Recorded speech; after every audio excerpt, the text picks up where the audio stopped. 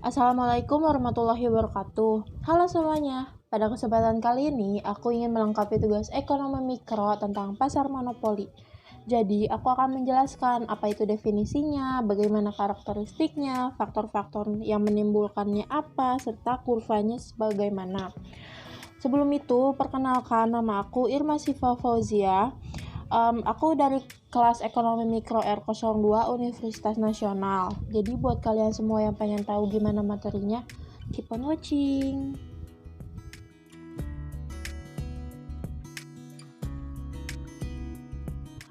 Pasar monopoli. Apa sih sebenarnya yang dimaksud dengan pasar monopoli itu? Pasar monopoli itu merupakan suatu keadaan pasar yang hanya memiliki satu penjual terhadap seluruh penawaran. Jadi bisa dikatakan pasar monopoli itu adalah satu-satunya industri yang berada di dalam suatu pasar.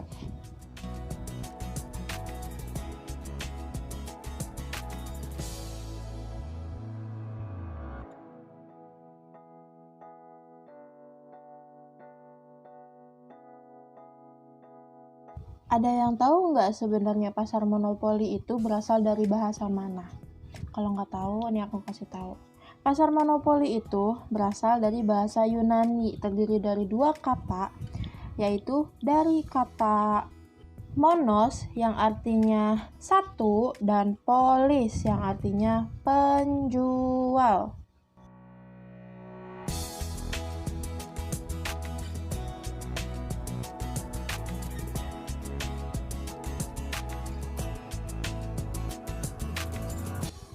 Nah, sekarang kita masuk ke materi karakteristik dalam pasar monopoli.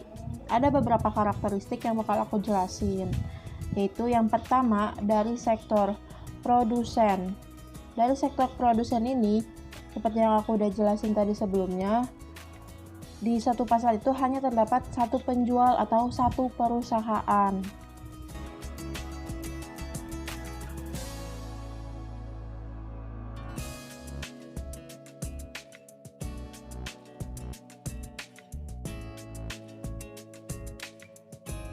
Nah, di sektor yang kedua, yaitu sektor konsumen atau pembeli. Yaitu suatu konsumen atau pembeli itu nggak punya pilihan lain, dia mau belanja ke penjual yang mana. Karena di pasar monopoli itu hanya ada satu penjual kan, jadi mereka harus membeli dari pasar tersebut.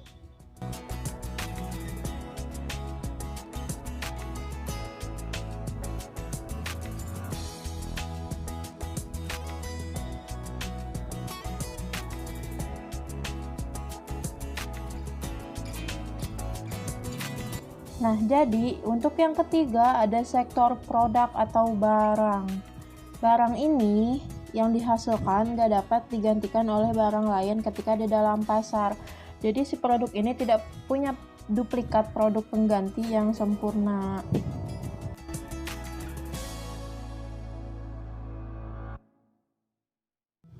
Nah, di sektor yang keempat yaitu sektor iklan atau produksi atau advertising. Di dalam pasar monopoli ini, iklan atau promosi atau advertising itu kurang diperlukan karena kan cuma ada satu penjual. Lalu yang terakhir ada hambatan. Hambatan ini terutama untuk perusahaan baru di pasar monopoli. Jadi nggak bisa sembarangan perusahaan baru itu masuk ke dalam industri. Dan juga hambatan ini secara langsung atau tidak dihasilkan oleh perusahaan yang memiliki kemampuan untuk memonopoli pasar. Gitu.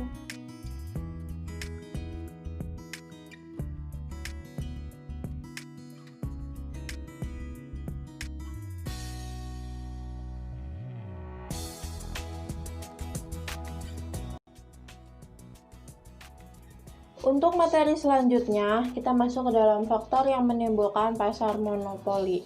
Nah, dalam materi ini, aku punya beberapa faktor. Yang pertama,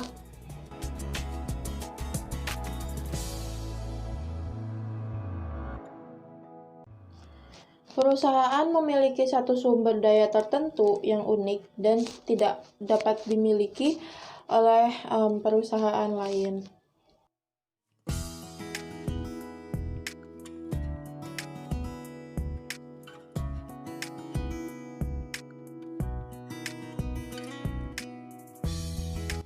Lalu setelah itu yang kedua,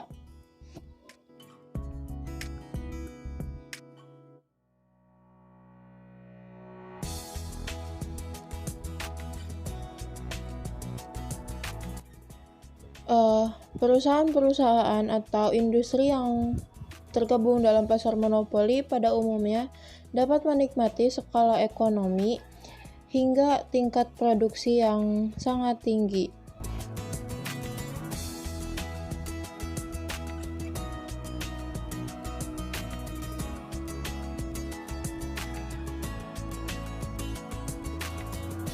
Lalu kita masuk ke faktor yang ketiga, yaitu pemerintah memberikan hak cipta serta hak paten melalui undang-undang dan juga memberikan hak monopoli kepada suatu perusahaan. Dan kita masuk ke materi yang terakhir, yaitu kurva dari pasar monopoli ini sendiri. Kurva ini masuknya ke dalam kurva permintaan. Permintaan terhadap output perusahaan merupakan permintaan suatu industri. Jadi kalian bisa lihat di samping bagannya seperti apa.